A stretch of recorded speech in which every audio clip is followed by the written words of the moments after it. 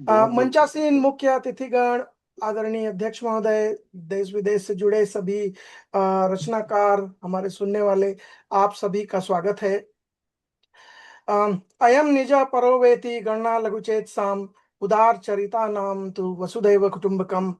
अ, आज वसुधा ही कुटुंब है। सभी विश्व के विभिन्न क्षेत्रों से, देश विदेश से लोग जुड़े हैं। मैं सबका स्वागत करता हूँ। विश्व रंग साझा संसार फाउंडेशन नीदरलैंड्स और वनमाली सृजन पीठ दिल्ली, प्रवासी भारतीय साहित्य एवं संस्कृति शोध केंद्र तथा टैगोर अंतर्राष्ट्रीय हिंदी केंद्र के संयुक्त तत्वावधान में इस विशेष संगोष्ठी का आयोजन हो रहा है। बहुत ही संवेदनशील विषय है आज का, युद्ध और मानवीयता का समय। ऐसे और यह विशेष संवेदनशील इसलिए है क्योंकि आज फिर से हम सब न चाहते हुए भी युद्ध की विभीषिका अपनी आंखों के सामने देख रहे हैं। मैं सबसे पहले इस संगोष्ठी की अध्यक्षता कर रहे आदरणीय श्री संतोष चौबे सर का स्वागत करता हूं। मैं आदरणीय श्री लीलाधर मंडलोई जी का भी स्वागत करता हूं, और साथ ही मैं स्वागत करता हूं हमारे अ, साझा संसार फाउंडेशन के अध्यक्ष एवं उसके प्रमुख श्री रामा तक्षक जी का। साथ ही मैं स्वागत करता हूं आज के विशेष आमंत्रित अ, अ, सदस्यों का, आमंत्रित अतिथियों का। जावेद खोलोव जी का तजाकिस्तान से, यूरी जी यूक्रेन से, वेद प्रकाश जी जापान से, हीरालाल नागर जी भारत से, सरोज शर्मा जी रूस से। आप सभी का इस मंच पर स्वागत है। और मैं साथ ही स्वागत करता हूं आज के इस कार्यक्रम को संचालन करने के लिए अश्विनी के गांवकर जी नीदरलैंड से। अश्विनी जी, मैं आपको मंच सौंपता हूं। जी, बहुत बहुत धन्यवाद मनीष जी। हमारे मनीष जी, बहुत बहुत धन्यवाद। और आपकी जो ये सेवा भावना है और जो सदा ही आप तत्पर होकर जो हमें सहायता करते हैं, उसके लिए बहुत बहुत धन्यवाद। और मैं विश्व रंग फाउंडेशन, साझा संसार फाउंडेशन, वनमाली सृजन पीठ दिल्ली और अंतर्राष्ट्रीय टैगोर अंतर्राष्ट्रीय केंद्र, प्रवासी भारतीय केंद्र के सभी जुड़े हुए लोगों को और सभी संलग्न जो संस्थाएं हैं, उनको भी मैं धन्यवाद करती हूँ और सबका सादर स्वागत करते हुए मैं हमारी इस गोष्ठी को आगे बढ़ाती हूँ। और पुनः कहते हैं ना कि सकृत विजशोषी सकृत विजशो निरुत्ति भवति न पुनश्च न पंचान गानी च। अर्थात गीता का यह श्लोक जो हमें निष्काम योगी की मुक्त उपमा को दर्शाता है, आज इस युग की अथांग प्रासंगिकता, अपनी अथांग प्रासंगिकता बताता है। और इसी को पुनरावृत्ति करते हुए यह हमारी आज की संगोष्ठी, जिसका जिसका नाम है युद्ध और मानवता का समय, इस सार्थक गोष्ठी में मैं अश्विनी केगांवकर आप सबका सादर अभिवादन करती हूँ सर्वप्रथम, और स्वागत करती हूँ। और हृदय तल से हमारे परम आदरणीय संतोष चौबे जी का स्वागत करती हूँ तथा लीलाधर मंडलोई जी का स्वागत करती हूँ और हमारे हरिलाल नागर जी का स्वागत करती हूँ, यूक्रेन से पधारे यूरी जी का, और जावेद जी का जो तजाकिस्तान से पधार रहे हैं। और मैं यहाँ देख पा रही हूँ यूक्रेन के साथ रूस से जुड़ी हमारी सरोज शर्मा जी, आपका भी मैं स्वागत करती हूँ। और भारत से जुड़े बहुत सारे हमारे मित्र, जैसे और साहित्य सेवी राकेश जी और अरुण जी, आदरणीय मीन केतन प्रधान जी, सुश्री राव जी का भी मैं स्वागत करते हुए मैं मंच पर बुलाना चाहती हूँ हमारे आज के वक्ता को। ये हमारे आज के वक्ता जो है, जो यूक्रेन से पधार रहे हैं, और ये एक एक एक बहुत सुंदर सा एक बांध बनाते हैं भारत और यूक्रेन के बीच। और इनकी जो हिंदी की सेवा है, विशेष रूप से ये जिवाजी महा विश्वविद्यालय के इतिहास के ये विद्यार्थी रहे हैं, और इन्होंने पीएचडी यूक्रेन के कीव विश्वविद्यालय से की है। लेकिन उनकी एक विशेष रुचि थी भारतीय भाषा और विशेषकर हिंदी के प्रति, और हिंदी के प्रति इनकी सेवा से एक एक विपुल सा बांध स्थापित हो गया है भारत और यूक्रेन में। तो बहुत बहुत स्वागत है यूरी जी आपका इस मंच पर। जी, बहुत धन्यवाद अश्विनी जी। वैसे मुझे पता नहीं था कि पहला वक्ता मैं ही हूँगा युद्ध पर बात करते हुए। जी, तो वेद थोड़ा प्रकाश जी थे, लेकिन वो फिलहाल अब थोड़े बाहर हैं इसीलिए। वही तो मैं सोच, यूक्रेन ने कभी कोई युद्ध शुरू नहीं किया था, तो मैं पहल क्यों ये अच्छा था आपका तंज। जी। तो युद्ध का विषय जैसे आप सब जानते हैं यूक्रेन के लिए तो काफी प्रासंगिक है अंतिम कई वर्षों से। और इस पर बहुत लिखा जाता है। ऐसा हो नहीं सकता है कि भावुक लोग इस पर ना लिखें। और मेरे स्वयं की एक लघु कथा कह सकते हैं। लघु कथाओं के एक संग्रह में प्रकाशित हुई है। लघु कथा पीयूष करके एक संग्रह निकला था, प्रकाशित हुआ था राम भवन, रामचरित भवन नाम की एक संस्था से, जो कि संयुक्त राष्ट्र अमेरिका में टेक्सास में स्थित है। तो वहाँ के एक मुख्य संपादक है ओम प्रकाश गुप्ता जी। उन्होंने संसार भर के लेखकों की लघु कथाएं इकट्ठा करके एक संग्रह निकाले। तो थोड़ा सा एक गर्व से भाव से ये कह सकता हूँ कि उसमें 100 के करीब लेखक है, और उनमें मैं इकलौता हूँ जो भारतीय मूल का नहीं हूँ। तो उसमें मेरी दो लघु कथाएं प्रकाशित हुई हैं। पर लघु कथाओं से अधिक वो संस्मरण है, क्योंकि उसमें कुछ काल्पनिक नहीं है, बस लघु कथा के रूप में मैंने उसको लिखा है। तो उनमें से एक मैं अभी पढ़कर सुनाना चाहता हूँ, जिसका शीर्षक है तिकड़ी। तिकड़ी। आजकल मुझे अपने स्कूल के दो साथी प्रायः याद आते हैं, विक्टर और एलेक्स। ऐसा नहीं है कि मेरे बहुत पक्के मित्र थे, किंतु किशोरावस्था में काफी करीब हो गए थे। 8वीं कक्षा में मुझे आधुनिक लोकप्रिय नृत्य का शौक चढ़ा था, जो हिप हॉप संगीत के साथ तब पश्चिम से आया था।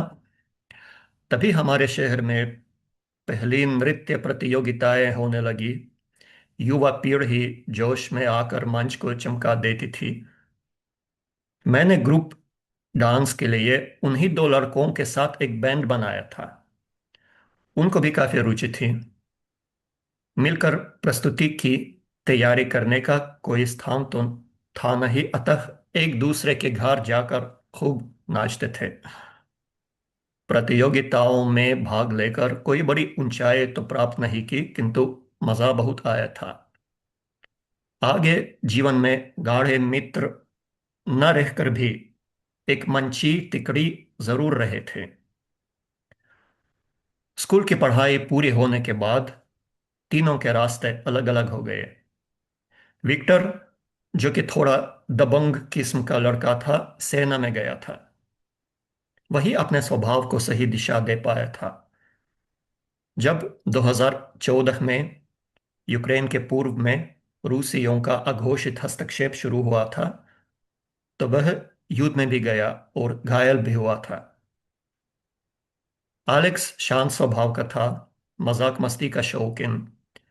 कॉलेज के बाद व्यापार में अपना स्थान ढूंढ लिया था। उच्च पढ़ाई कर प्रोफेसर बना, भारत और हिंदी से अपने जीवन जोड़ना मेरे भाग्य में था। दशकों तक नहीं मिले थे आपस में हम तीनों। केवल इतना पता था कि उन दोनों के बीवी बच्चे हैं। फरवरी 2022 को जब रूस का पूर्ण पैमाने पर आक्रमण हुआ, साहब का जीवन बदल गया था। शिक्षा क्षेत्र से जुड़ा होने के कारण मैं मोर्चे से काफी दूर रहता हूं। युद्ध केवल समाचारों में सामने आता है। पहला समाचार आया विक्टर का। युद्ध के पहले ही महीनों में वो शहीद हो गया था। एलेक्स का पता नहीं था, पर उसकी भी सेना में भर्ती हो सकती है उतना मैं जानता था। युद्ध का दूसरा वर्ष समाप्त होने आया था, तब उसकी भी शहादत की सूचना मिली। मंच पर नाचती हुई किशोरावस्था के जोश से भरी अपनी तिकड़ी याद आती है और मन असमंजस में पड़ जाता है। मिलकर बड़े हो रहे थे, भविष्य के सपने देख रहे थे। वीर कभी नहीं मरते, यह नारा बहुत प्रचलित है यहाँ आजकल। पर उन दोनों और उन जैसे लाखों के परिवारों को क्या यह कथन शोक में मना पाया है? कभी मना पाएगा? जी, धन्यवाद। बहुत सुंदर। और इस से मैं ये जोड़ना चाहूँगा कि ये संस्मरण मैंने लिखे थे 2024 में। तब उन दो लड़कों की बात मैंने लिखी थी जो कि मेरे क्लासमेट रहे थे। और अभी बस 1.5 महीने पहले मैं अपने गांव गया था, तो उधर अपने तीसरे इस युद्ध में शहीद हुए क्लासमेट के अंतिम संस्कार में रहकर आया हूँ।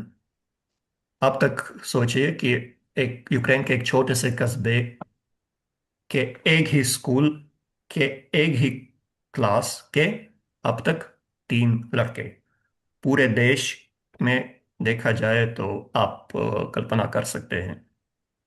तो आज का विषय कुछ ऐसा है, मैं किसी को दुखी नहीं करना चाहता था, पर विषय की मर्यादा बरतते हुए। धन्यवाद।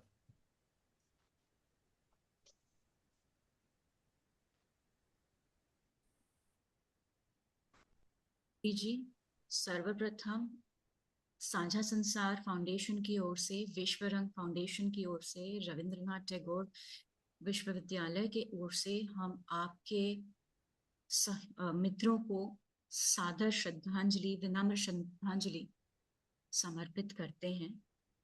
और इसी के साथ अब तक युद्ध में, विश्व के युद्ध में जितने भी हमने अपनों को खोया है, उनको हम इसी आभासी मंच के द्वारा श्रद्धांजलि अर्पित करते हैं। आपके इस संस्मरण ने पुनः एक बार याद दिला दी एली विसल की उस वाक्य की जो कहते हैं, war leaves no victors. Yes, war leaves no victors, only victims. Red Cross community के अनुसार अब तक युद्ध में हमने अब तक मतलब पूर्ण मानव इतिहास के में हमने करीबन, देख लीजिएगा, 57 करोड़ मानवों को खोया है। ठीक है, और ये मेरा आंकड़ा नहीं है, ये रेड क्रॉस के हिसाब से है। और वो कहते हैं ईसवी पूर्व 500 और 500 ईस्वी तक केवल 5 करोड़ और 7 लाख लोगों की मृत्यु हुई थी युद्ध के कारण। इसके बाद 500 ईस्वी से 1700 ईस्वी तक यानी 1200 साल में हमने 11 करोड़ लोगों को खो दिया था। लेकिन 1700 से 2023 तक हमने लगभग 39 करोड़ 60 लाख लोगों को युद्ध में खोया है। इसी के साथ 29 करोड़ लोग युद्ध के कारण विस्थापित हुए हैं और करीबन 49 करोड़ बच्चे ऐसे इलाकों में रहते हैं जो हथियार बंद समूह के नियंत्रण में या उन्होंने कब्जा किए हुए क्षेत्र में रहते हैं। तो ये इतना भयावह है, ये जो आंकड़े हैं ये इतने ही भयावह है और यह उतने ही सच्चे हैं। तो आज की यह सार्थक गोष्ठी हमें बार बार यह याद दिलाती है कि हमें युद्ध नहीं बुद्ध चाहिए। और इसी भावना के साथ मैं सादर भाव से मंच पर आमंत्रित करना चाहती हूँ। आपका बहुत बहुत स्वागत है डॉक्टर सरोज शर्मा जी। डॉक्टर सरोज शर्मा जी भाषा विज्ञान रूसी भाषा में मॉस्को के पैट्रिक्स लुम्बाम्बा पीपल्स फ्रेंडशिप विश्वविद्यालय से एमए तथा पीएचडी डिग्री से सम्मानित है और प्रतिष्ठित रेडियो रूस में उन्होंने हिंदी अनुवादक के रूप में अपनी भूमिका निभाई थी और हिंदी से प्यार और साहित्यकार तिथिवार जैसी परियोजनाओं में उन्होंने बहुत से आलेख लिखे हैं तथा अनन्य रूस पत्रिका की यह संपादिका है, सह संपादिका है। सादर भाव के साथ डॉक्टर सरोज जी का मंच पर स्वागत है। सभी को मेरा नमस्कार। आज के कार्यक्रम के लिए मैंने रूसी लेखिका तचियाना अलीमोवा की कहानी आखिरी खत तैयार की है। यह बात 1963 की है। बसंत का आगमन हो रहा था। दो वॉलंटियर्स आंद्रे और कात्या एक बेहद कीमती सामान 1943 में मोर्चे से लिखा हुआ एक खत उसके पते पर पहुंचाने जा रहे थे। वह खत वह निकोदिमव ने निकोदिमव को लिखा था। वॉलंटियर्स को वह चिट्ठी लेनिनग्राद के पास एक खाई में मिली थी। 20 साल से वह वहां थी। जैसे ही वह उनके हाथ लगी वे तुरंत रवाना हो गए। इसके लिए वे लेनिनग्राद से मॉस्को से तूला गए और रूकव कस्बे की तरफ जाने वाली कारों से लिफ्ट लेकर वहां पहुंचे। उस कस्बे के लोग बड़े मिलनसार थे। पहले ही घर के आंगन से एक बुढ़िया ने हाथ हिलाकर उनका स्वागत किया, अपनी मदद पेश की। उसके साथ बातचीत से उन्हें पता चला कि पते में जो व इनिशियल्स है उसमें इगोर के लिए है। बस जल्दी ही वे इगोर के दरवाजे के सामने थे। आंद्रे ने आवाज लगाई, इगोर दादा। एक बुजुर्ग सज्जन ने दरवाजा खोलकर पूछा, कहो क्या बात है? वॉलंटियर्स एकदम शुरू में ही अपने आने का कारण नहीं बताना चाहते थे, इसलिए वे चुप थे। इगोर ने कहा, अरे तुम दहलीज पर क्यों खड़े हो? अंदर आओ। अहाते से होते हुए वे उन्हें भीतर ले गए। वहां ताजा बने सूप की खुशबू से कात्या और आंद्रे को भूख लगने लगी। इगोर ने जैसे उनके मन की बात समझ ली हो, वे बोले, इतनी दूर से आए हो, तुम लोग पहले खाना खाओ, फिर सारी बातें। खाना खत्म होने पर आंद्रे ने शुरू किया, इगोर दादा, हम लोग लेनिनग्राद से आए हैं। युद्ध में शहीद खोजबीन दस्ते के वॉलंटियर्स हैं। यह सुनते ही इगोर का गला भर आया। वे खाने की मेज पर चम्मच काटे इधर उधर सरकाने लगे। सहसा आंद्रे ने कहा, दादाजी, क्या आपके बेटे का नाम वास्या है? मेरा मतलब वास्या था। उनकी आंखों में आंसू चमक रहे थे। वे बोले, बच्चे, तुम कहना क्या चाहते हो? हाँ, मेरे बेटे का नाम वास्या है। 1942 में वह मोर्चे पर गया था। उसका आखिरी खत 1943 के दिसंबर में मिला था। उसके न रहने की सैन्य विभाग से अब तक मुझे कोई सूचना नहीं मिली है, इसलिए मैं दावे से कह रहा हूँ, मेरा बेटा वास्या जिंदा है, वास्या है। आंद्रे ने बहुत संभल कर कहा, दादाजी, हमें लेनिनग्राद के पास खाई में एक डिब्बा मिला जिसमें लड़कियों का कुछ सामान और एक चिट्ठी थी। ये लीजिए, यह वही चिट्ठी है। समय के साथ पीला पड़ा वह पन्ना उन्होंने कांपते हाथों से आंखों की ओर बढ़ाया। गहरी सांस लेकर अलमारी में से चश्मा निकाला और बहुत देर तक पढ़ते रहे। शायद वे हर एक शब्द पर रुक रुक कर पढ़ रहे थे, ताकि उसके जिंदा रहने का एहसास देर तक महसूस कर सके। चिट्ठी की अंतिम पंक्ति पढ़ने के पहले तक उनका पुत्र उनके लिए जिंदा था। मेरे प्यारे माँ बाबूजी, यह चिट्ठी मैं नर्स ल्यूबा को दे दूंगा। यदि मैं इसे नहीं भेज पाया तो वह भेज देगी। बाबूजी, आप मुझे हमेशा कहा करते थे, मर्द वह नहीं है जो जोर जोर से बोलता है, मर्द वह है जो शांत भाव से अपना काम करता रहता है। लेकिन कल शांत रहना मुश्किल है। कल हम बड़ा हमला करेंगे। हमारी जीत पक्की है। इसके लिए चाहे जो भी करना पड़े। मेरे प्रियजनों, यदि मेरे से कोई भूल हुई हो तो मुझे माफ कर देना। मैं आपको बहुत प्यार करता हूँ। आपके गले लग रहा हूँ। आपका बेटा वास्या। दादाजी बहुत देर तक बैठे रहे। कभी वे चिट्ठी खोलते, कभी उसे मोड़ते, कभी मेज पर फैलाकर उस पर हाथ फेरते, फिर अपने हाथों में लेते। आंखें उनकी आंसुओं से भरी थी, लेकिन एक भी आंसू नहीं गिरा। 1 घंटे से भी अधिक समय बीत जाने पर आंद्रे ने धीरे से बोला, इगोर दादा, बुरी खबर के लिए माफी चाहते हैं। अब हम जा रहे हैं। दादाजी ने उन्हें रात को अपने यहाँ सुलाया, सुबह नाश्ता करा के विदा किया, आंगन में बैठकर कई सिगरेटें पी, फिर संदूक में से कोट निकालकर पहना, उस पर अपने सारे मेडल्स लगाए, बेटे की चिट्ठी सहेज कर टिन के एक छोटे डिब्बे में रखी और एक छोटा फावड़ा लेकर अपनी अंतिम यात्रा के लिए कब्रिस्तान चल दिए। वहां सबसे पहले माँ बाप की कब्र के सामने झुकाया, फिर बड़े भाई की कब्र के सामने कहा, भाई, अब मेरा इस दुनिया से विदा होने का समय आ गया है। जल्दी ही मिलते हैं।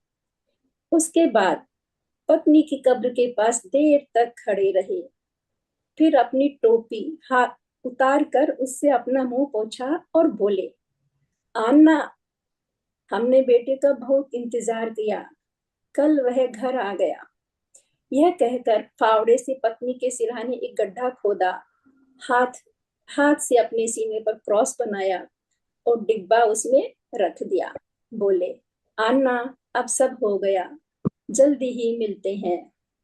उसके बाद वे पास ही खड़े ओक के पेड़ के तने के सहारे बैठ गए और गला खंगार कर एक गीत गुनगुनाने लगे। काली अंधेरी रात, मेरी प्रियतमा, मुझे पता है, काली रात में तुम। गाना अचानक खत्म हो गया। इगोर का सर मेडल से छाती पर लुढ़क गया। उनकी आत्मा मुक्त हो गई। मुझे सुनने के लिए बहुत बहुत शुक्रिया।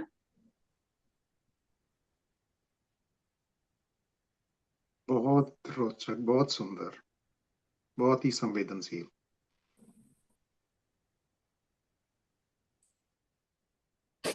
मैंने पहले कुछ तथ्यों को रखा था, लेकिन सरोज जी, आपके इस अनुवाद ने मुझे कुछ सच्ची घटनाएं जिसकी मैं भी मतलब एक साक्षी रही हूँ, वह बताना चाहती हूँ। बात है 2022 की। वाटरलू क्लाइन कावाइट सेंट्रम में एक एक आ, एक यूक्रेनी जो परिवार थे, उनका एक समारंभ हो रहा था, जहां पर जो मानसिक रूप से जो बच्चे मतलब जो युद्ध के बाद जो आए थे, नवंबर दिसंबर का महीना था, वहां पर एक जो मानसिक जो विशेषज्ञ है, तो वो वहां पर उसका वक्तव्य खत्म कर रही थी और वो वॉशरूम की ओर जाती है और वो बहुत बहुत जोर से, मतलब बहुत जल्दी जाती है और वहां जाके बहुत रोती है और वो इंग्लिश में मुझसे कहती है कि मैं इन सब बच्चों को बताती हूँ कि आप ओपन अप हो जाओ, आप ओपन अप हो जाओ, लेकिन मेरा खुद का बेटा 7-8 महीने से मुझसे बिल्कुल बातें नहीं करता है और मैं लोगों को ये बताती हूँ, मैं क्या करूं। वहीं दूसरी ओर मैंने नाम अब मैं बदलना चाहूंगी, क्योंकि वो मेरे श्रीमान के मतलब मित्र के समान है। मान लीजिए रशिया से आए हुए, इनका नाम मान लीजिए मिखाइल है। तो वो कहते हैं कि हम बहुत छोटे रशिया के गांव से आए हैं। तो वहां पर हमेशा एक सपना होता है कि रूस में अगर रहते हैं तो मॉस्को में जाकर हमें पढ़ना है, इसलिए बच्चे मॉस्को के रशियन सीखा करते हैं, रूसी सीखते हैं। और फिर बाद में ये कुछ कुछ हो जाता है, फिर हमें ये प्रश्न होता है, बच्चे कहते हैं अभी हमें अंग्रेजी सीखनी है, तो वो अंग्रेजी सीखते हैं और हम यहाँ डच भूमि में आते हैं। तो बच्चे मुझसे पूछते हैं, हमने सब कुछ छोड़ दिया, हमने हमारी भाषा भी छोड़ दी। आप कहते हैं कभी रूसी सीखो अच्छी वाली, कभी कहते हैं अंग्रेजी सीखो, तो कभी कहते हैं डच सीखो, हमने क्या करना है। वैसे बहुत बड़ा है ये संस्मरण, लेकिन मैंने छोटे शब्दों में बांध लिया। कुछ ऐसी यह वास्तविकता होती है युद्ध की, और युद्ध के बाद के समय की। तो अब सच, बहुत भयानक। जी जी जी जी, बहुत कुछ है कहने के लिए, क्योंकि यूरोप ने इस समय में बहुत कुछ देखा है और विश्व भी देख रहा है। कहते हैं कि एक युद्ध, एक ऐसा भी युद्ध है जिसका नाम है फुटबॉल वॉर।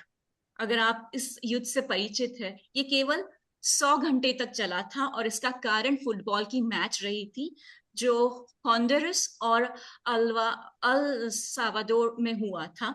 कारण तो पहले फुटबॉल मैच के फैन ने शुरू किया था, लेकिन मूल कारण कुछ और था। जी हाँ, युद्ध फुटबॉल के मैच से भी होते हैं।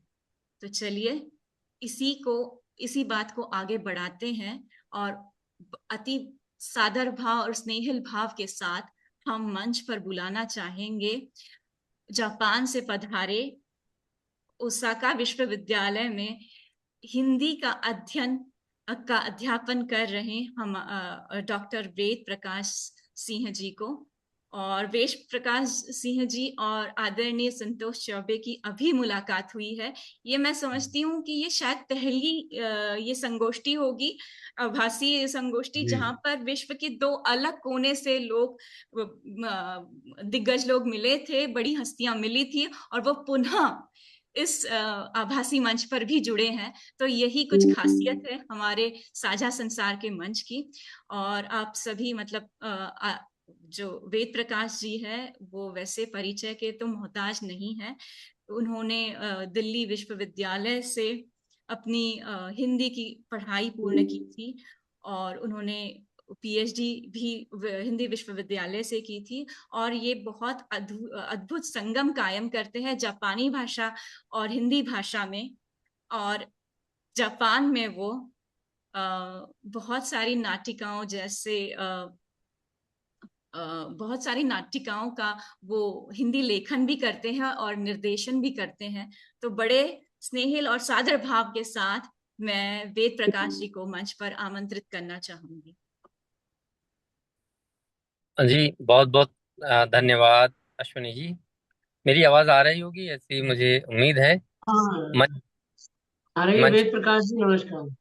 जी, मंच में इस समय आभासी मंच में उपस्थित सभी विद्वान जनों का मैं धन्यवाद ज्ञापन करना चाहता हूँ। साथ ही क्षमा मांगता हूँ कि मैं उस समय उपस्थित नहीं हो पाया जब मेरा क्रम आया। मैं बाहर निकला हूँ और मुझे उम्मीद थी कि मैं जल्दी घर पहुंचूंगा, लेकिन नहीं पहुंच पाया। और कुछ कविताएं मैं पढ़ना चाहता था, कुछ हिस्से मैं छांट कर आया था कि जापान में, जापानी भाषा में युद्ध के विरुद्ध जो भी साहित्य लिखा गया है वो अनुदित उतनी बड़ी मात्रा में नहीं हुआ है, क्योंकि मूलतः जापानी से और या अंग्रेजी से इस विषय पर अनुवाद करने वाले कुछ ही लोग हैं।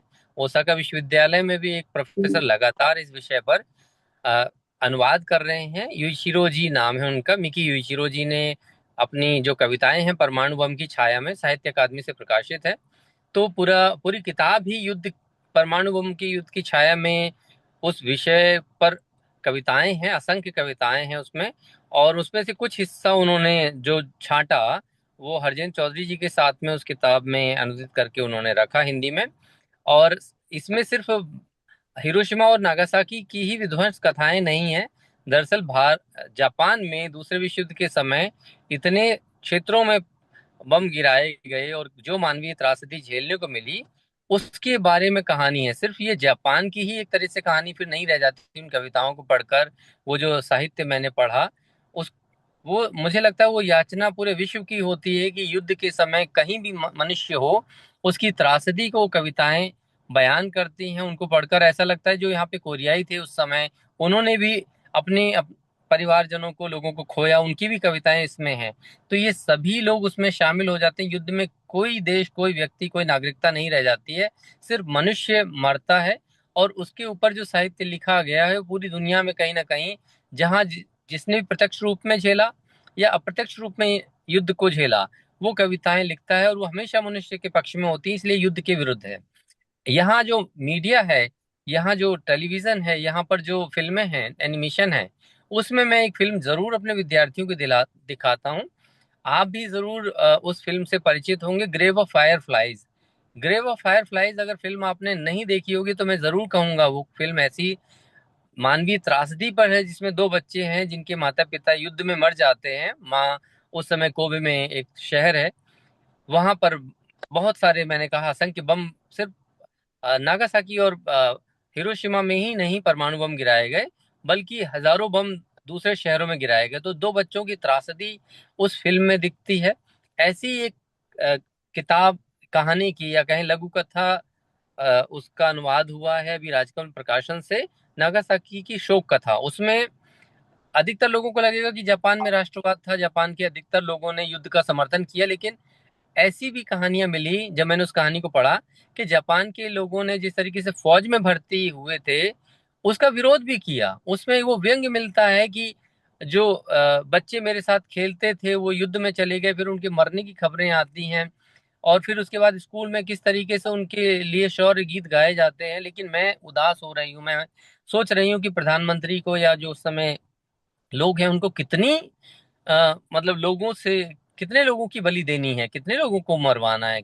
मतलब इस तरीके का साहित्य जो लिखा जाता है वो अंततः और प्रथमतः मनुष्यता के पक्ष में होता है। हर देश में साहित्य इस तरीके की चीजें करता है। तो बहुत अच्छा विषय है। मैं बहुत लंबा नहीं बोलना चाहता हूँ क्योंकि इस समय मेरा इंतजार कर रहे हैं अंतर्राष्ट्रीय सहयोग परिषद के यहाँ पे सचिव आए हुए हैं ओसाका में। पिछले सप्ताह मुझे सौभाग्य मिला संतोष चौबे जी से मिलने का, वो आत्मीय यात्रा है। तो मैं अपने वक्तव्य को यहीं तक सीमित रखता हूँ। बहुत बहुत धन्यवाद। कभी इस विषय पे मैं लिखकर अपनी जो भी प्रतिक्रिया है, अपना लेख किसी पत्रिका में दूंगा, तब चाहूंगा कि मैं जो विचार रखना चाहता था उसे आप पढ़ें। धन्यवाद। नमस्कार साझा सत्कार मंच को, सभी का धन्यवाद। नमस्कार जी। बहुत बहुत धन्यवाद वेद प्रकाश जी। हम सभी जानते हैं आपकी व्यस्तता और आपकी कर्मठता, फिर भी आप इस हमसे जुड़े, बहुत बहुत धन्यवाद। और पुनः ये कहना चाहूंगी कि आपकी और आदरणीय संतोष चौबे जी की जो भेंट हुई थी वो सच में यादगार और आत्मीय रही थी। बहुत बहुत धन्यवाद जुड़ने के लिए। और उन्होंने भी यही कहा कि केवल हिरोशिमा नागासाकी में नहीं, और भी जापान के बहुत सारे जगहों में बम बरसाए गए। जी हाँ, कुछ ऐसे भी देश हैं, ये तो अभी तक हम बात कर रहे थे जहां हमने देखा कि देश देश या अलग अलग विचारधारा के लोग लड़ रहे हैं। लेकिन कुछ ऐसे भी युद्ध हुए हैं जो देश के अंदर हुए हैं। और उनमें से एक बहुत प्रचलित, अगर आपने मतलब ये कुप्रचलित, मैं ये कहूंगी, एक अफ्रीका में देश है Rwanda.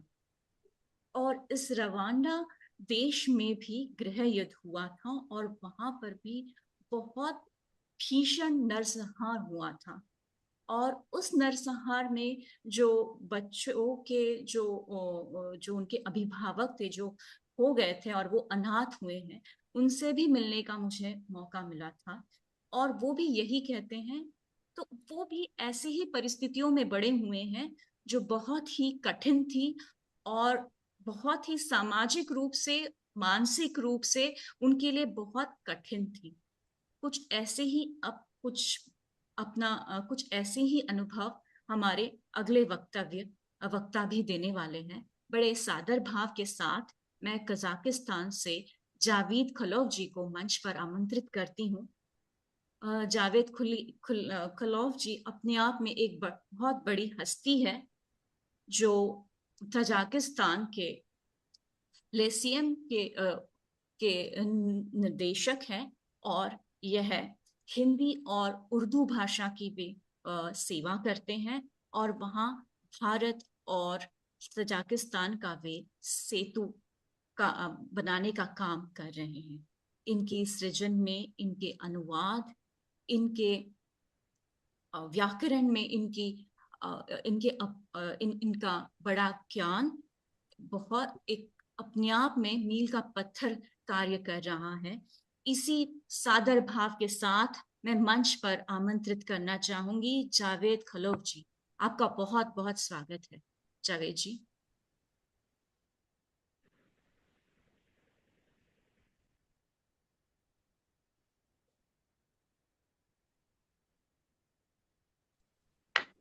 Javed ji, can you hear me? Are you here, Javed जी? वो जुड़े थे, ये मैंने देखा था। ये अभी तो नहीं दिख रहे हैं। नहीं दिख रहे हैं अभी। अच्छा अच्छा अच्छा, ठीक है। मैं सादर भाव के साथ क्या मैं रामा जी, मैं आपको मंच पर आमंत्रित कर सकती हूँ? जी जी जी, आप संपर्क करें उनसे उसके जी बाद। जी, मैं करूंगी, मैं जी करूंगी। जी जी, स्वागत। जी, बड़े सादर भाव के साथ मैं आपको, मतलब जो इस संगोष्ठी के जो हमारे मुख्य आधार है, या जिनके वजह से ये गोष्ठी संभव हो पा रही है, और जो हमारे बहुत बड़े प्रेरणा के स्थान है, बड़े आदर भाव के साथ मैं साझा संसार फाउंडेशन नीदरलैंड और भारत के संस्थापक आदरणीय रामा जी को मंच पर आमंत्रित करती हूँ। आदरणीय, आपका बहुत बहुत स्वागत है। जी, बहुत बहुत धन्यवाद अश्विनी जी। आशा है मेरी आवाज सब तक पहुंच रही है। सर्वप्रथम तो मैं बहुत सारे हमारे साथ श्रोता जुड़े हुए हैं, उनका भी स्वागत करना चाहूंगा। रावत श्रेय जी जुड़े थे, राव जी जुड़े थे, कोई अरुणा पंकज जी जुड़े थे, मीन केतन प्रधान जी जुड़े थे, राकेश मनचंदा जी का भी स्वागत है, संजय राठौड़ जी हमारे साथ हैं, डॉक्टर हरीश सिंह पाल भी हमारे साथ जुड़े थे, संतोष सोनी जी हैं, सोनू कुमार पत्रकार जी और अंकित कुमार गुप्ता जी भी हैं, और जिनका मैं नाम ना ले पाया हूं उनका भी इस मंच पर हार्दिक स्वागत है। जिस दृष्टि से यह आयोजन आगे बढ़ रहा है, युद्ध की विभीषिका और मानवीय संतरास की जो बातें सामने आ रही हैं, वो बड़ी दिल दहला देने वाली बातें हैं। मैं अपनी बात को इसी क्रम में आगे बढ़ाते हुए अपने उपन्यास हीर हम्मो, जो कि आइसेक्ट पब्लिकेशन के द्वारा प्रकाशित है, उसके कुछ अंश पढ़ूंगा। इसमें से मैं 2 अंश पढ़ूंगा, छोटे छोटे, लगभग 3-3 मिनट के। पहला अंश सीरिया 2014 के आसपास का है, और दूसरा जो है वो चूंकि जब ये उपन्यास मैंने पब्लिकेशन के लिए दिया था प्रकाशन के लिए, उसी समय यूक्रेन युद्ध छिड़ गया था, तो मैंने इसको लगभग 6 महीने के लिए टाल करके, और कुछ बातें मैंने इसमें यूक्रेन युद्ध की भी ली थी। तो मैं दोनों ही के छोटे छोटे अंश आपके साथ में पढ़ना चाहूंगा। पहला है, अखबारों और मीडिया में यह भी सुनने और देखने को मिला कि इस्लामिक स्टेट आतताइयों के क्षेत्र में जिहादियों द्वारा पश्चिमी देशों के पत्रकारों के पकड़े जाने पर उनको लोहे के पिंजरे में बंद कर पेट्रोल छिड़ककर सरे आम आग लगा दी जाती थी। सहस्त्रों अन्य महिलाओं की तरह हीर हम्मो ने इन अतिवादियों द्वारा दी गई शारीरिक यातनाएं झेली, इन आतताइयों के हाथों यौन उत्पीड़न झेला, वह यौन बाजार में बार बार बिकी और जिहादियों द्वारा खरीदी गई। एक दिन हीर हम्मो को अपनी आंखों पर विश्वास नहीं हो पा रहा था। अपने सामने चौक में मुरझाए चेहरे को देखकर वह व्यथित हो उठी थी। जिहादी कमांडर को 9 वर्षीय लड़की के कंधे और वह गालों पर हाथ फेरते देख हीर हम्मो से चुप न रहा गया। उसने जिहादी कमांडर से बच्ची की हवस को शिकार न बनाने के लिए निवेदन किया। हम्मो जिहादी कमांडर से तड़पती भर्राई आवाज में बोली, यह बालक है, इस बालक का शरीर यौन संबंध बनाने के लिए तैयार नहीं है। बहुत तकलीफ होगी बच्ची को। अम्मो चीखती रुआंसी हो एक ही सांस में जमीन पर गिरने तक बोलती रही, अंग फट जाएंगे, जीवन बर्बाद हो जाएगा, जीवन भर के लिए मनोरोगी हो जाएगी, जीवन भर इस सदमे से न उबर पाएगी। तेरी बेटी सी मासूम है, बच्ची का जीवन बर्बाद न कर, होश में आ, मैं तेरे पांव पड़ती हूँ। वह बोलती रही। लड़की की घबराई आंखों को देख। लड़की है, कांच सी है, पारदर्शी है, देख कांच सी टूट जाएगी, किरच किरच, फिर अपनी जिंदगी से न जुड़ पाएगी। कहते हैं जिहादी कमांडर दयालु भी बहुत था। जान से मारने की अपेक्षा वह अंगुलियों को तोड़ देता, जीभ काट लेता, नाक या कान पर भी चाकू चला देता। फिर दयालु दिखाता कि देखो मैंने तुमको तुम्हारे किए के लिए थोड़ी सी सजा देकर क्षमा कर दिया है। कमांडर ने जब 9 वर्षीय लड़की के बचाव में हीर हम्मो की तर्कों से लबालब वकालत भरी बात सुनी तो वह अपने होठों को भींच दांतों की कड़कड़ाहट के साथ हम्मो की तरफ बढ़ा। अगले ही क्षण उसने हीर हम्मो के जमीन पर फैले हाथों को फौजी जूतों से बेरहमी पूर्वक चींट और रगड़ दिया। उंगलियों के पोरवों की हड्डी हड्डी को तोड़ डाला। हम्मो के प्रार्थना में पसरे हाथों को लहूलुहान कर दिया। जिहादी बंदूक की ओर इशारा करते हुए बोला, काफिर बात बढ़ जाएगी, अपना मुंह छुपा लो, नहीं तो घोड़ा दब जाएगा। हीर हम्मो जमीन पर लोथड़ा बनी पड़ी रही। उसने अपनी छाती जमीन से लगा ली। इस समय यही हीर हम्मो का सबसे बड़ा और एकमात्र सहारा था। ये अंश जो है सीरिया और ये सीरिया के युद्ध के समय का है। और मैं एक छोटा सा दूसरा अंत जो है आईसिस का की यातनाओं का है। अब मैं एक छोटा सा दूसरा टुकड़ा आपको यूक्रेन युद्ध के बारे में सुनाता हूं। एक पत्रकार खबर न्यूज चैनल पर खबर दे रही है। ये शब्द हैं एक बच्ची के। ये बच्ची नहीं समझती कि ये दुश्मन की बमबारी है। यह बच्ची यह नहीं जानती कि वह सुरक्षित नहीं है। बच्ची के ये शब्द माँ के कानों को चीर रहे हैं, बहुत पीड़ा दे रहे हैं। साथ ही एक अन्य माँ और बच्चे को रेलवे स्टेशन की ओर दौड़ते देखकर एक पत्रकार बच्चे की माँ से प्रश्न पूछती है, आप कहाँ जा रही हैं? अब आप कहाँ जा रही हैं? उत्तर मिलता है, पता नहीं। आपका क्या नाम है? पत्रकार ने फिर सवाल किया। ओल्गा। हाफती टूटती सांसों को जोड़ते हुए बोली, पता नहीं ये यात्रा किस जगह खत्म होगी। एक हताशा की सांस इस माँ के चारों ओर लिपटी हुई थी जब उसने ये बताया। यह माँ रेलवे स्टेशन पर एक हाथ से बच्चे का हाथ थामे है, दूसरे हाथ में अटैची का हैंडल पकड़े हुए यह सब पत्रकारी को बता रही है। इस माँ का एक ही गंतव्य है, वह अपने बच्चे के साथ अपनी देश की सीमा पार करना चाहती है। पीछे मुड़कर देखने के लिए अब उसके पास कुछ नहीं है। ट्रेन पकड़ने के लिए रेलवे स्टेशन पर वह अपने ही देश में बेघरबार हो गई है।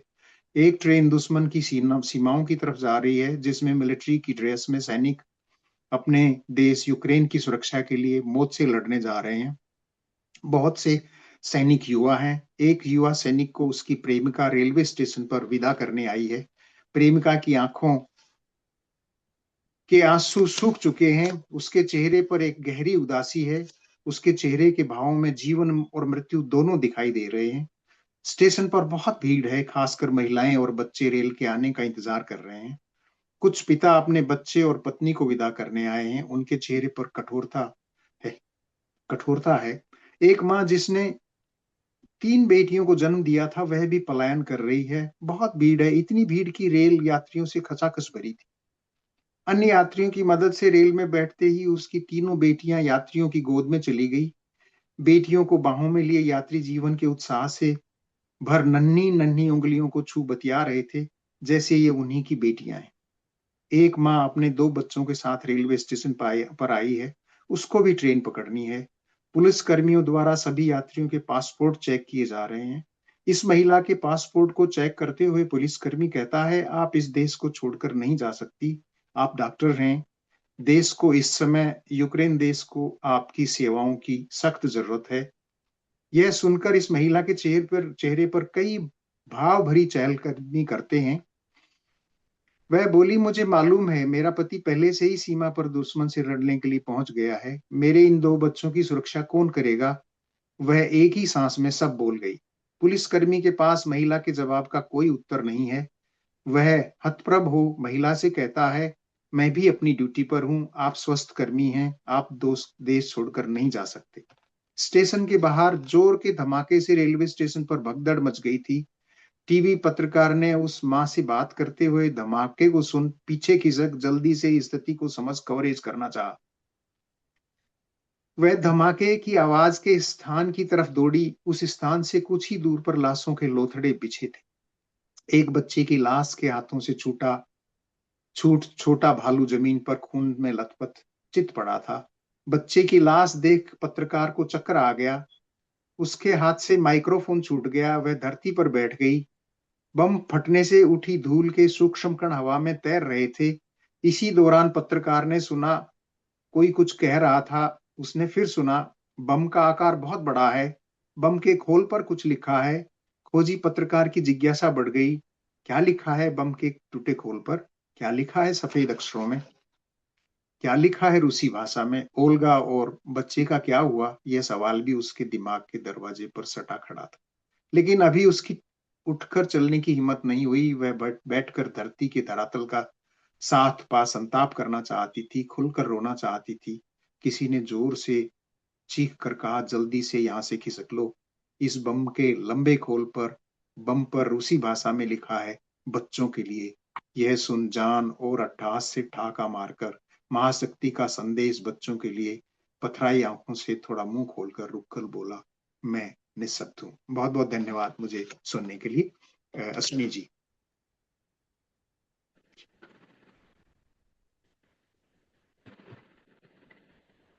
और शब्द नहीं है क्योंकि आज का विषय ही इतना गंभीर है।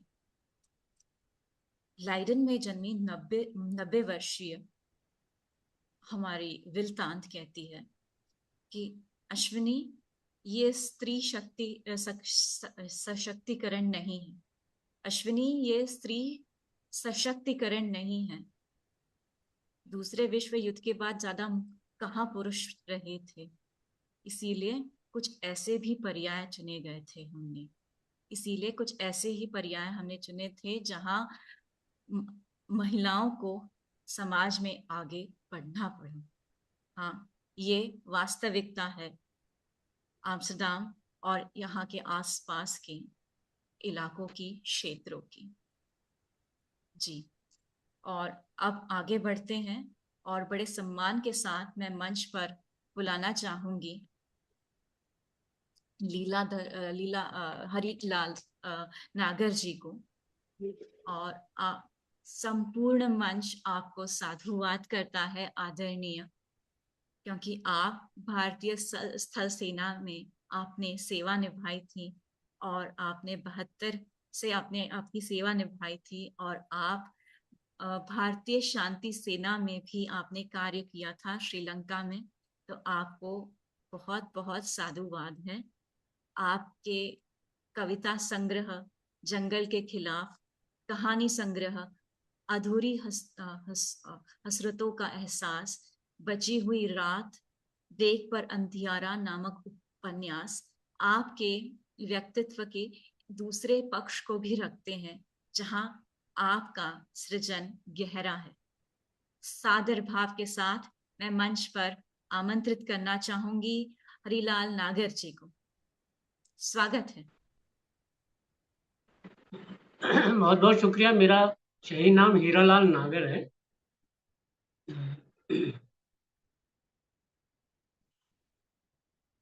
मैं सबसे पहले तो साझा सृजन संसार को और वनमाली सृजन पीठ को बहुत धन्यवाद देता हूँ। साथ ही आदरणीय चौबे जी को भी, जिन्होंने यहाँ आने का मुझे अवसर दिया, और आदरणीय मंडलोई साहब का भी, कि जिन्होंने इस मंच पर पहली बार मुझे बुलाया और एक ऐसे विषय पर बात रखी जो बहुत बृहत है और जिस पर बहुत लंबी बात हो सकती है, पर यहाँ पर हमें अपनी रचनाओं का ही पाठ करना।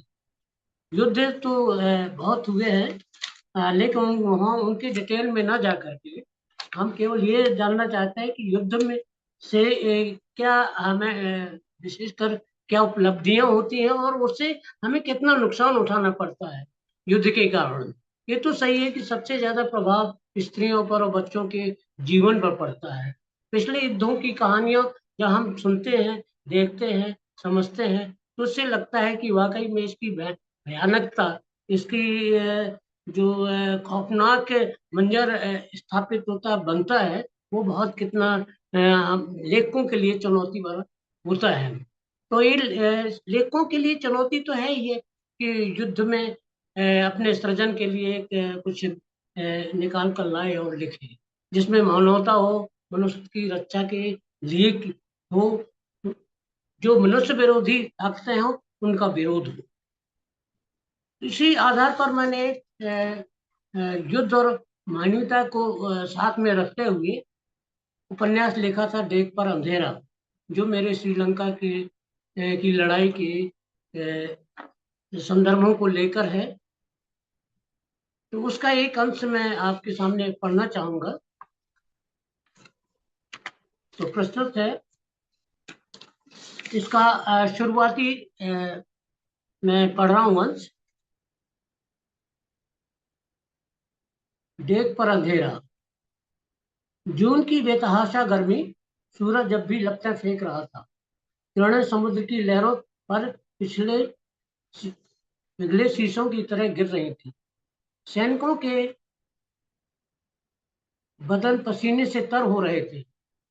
अगर समय पर बता दिया होता कि फेरी आज शाम को ही जाएगी तो चेन्नई बंदरगाह पर इसकी आपाधापी न मचती। बताने में काफी देर हो चुकी थी और सैनिक जाने की तैयारी में नहीं थे। सूचना मिलते ही ट्रांजिट कैंप के हवलदार मेजर ने चिट्ठी बजाई और ऊंचे स्वर में उद्घोषणा की, जाफना जाने वाले सैनिक फौरन तैयार हो जाएं। सिर्फ 4:30 बजे रवाना होगा। जाफना जाने वाले सैनिक बैरकों में अलसाए पड़े थे। वे हवा में यात्रा का सपना संजोए हुए थे।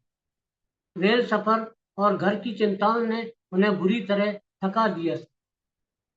वे हवाई जहाज का लुत्फ उठाना चाहते थे।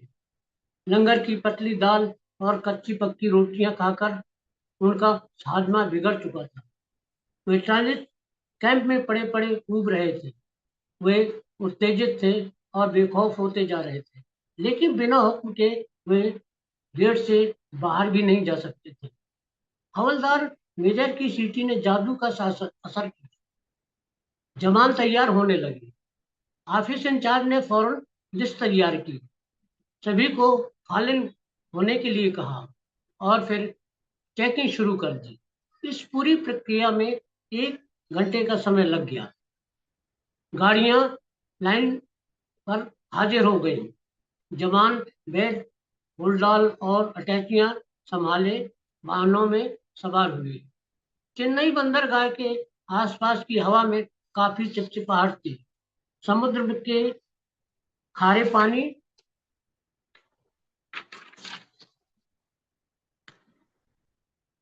पानी के साथ मिलकर गर्मी ने मौसम को बुरी तरह मत दिया था। हवा एकदम शांत थी। बदन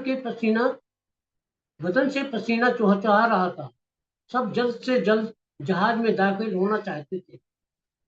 जवानों ने जैसे तैसे सामान लोड कर तो लिया, मगर उसे ठीक से जमा नहीं पाए। जब तक जहाज का बोगी बच न गया, उन्हें सामान को व्यवस्थित रखने की चिंता सताती रही।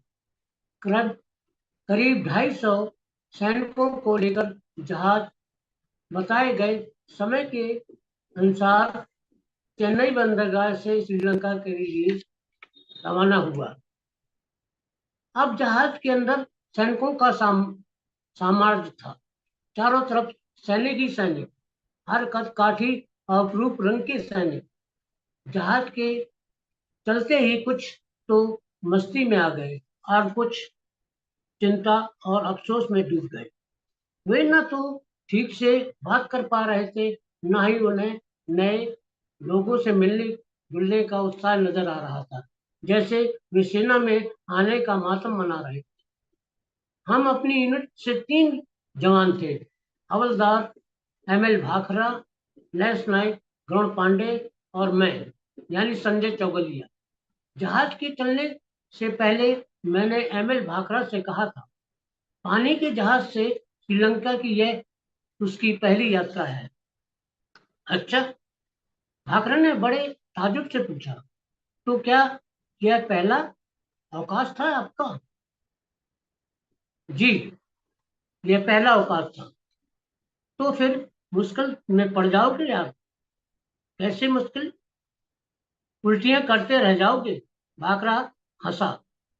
वह मुझे डराने की कोशिश कर रहा था।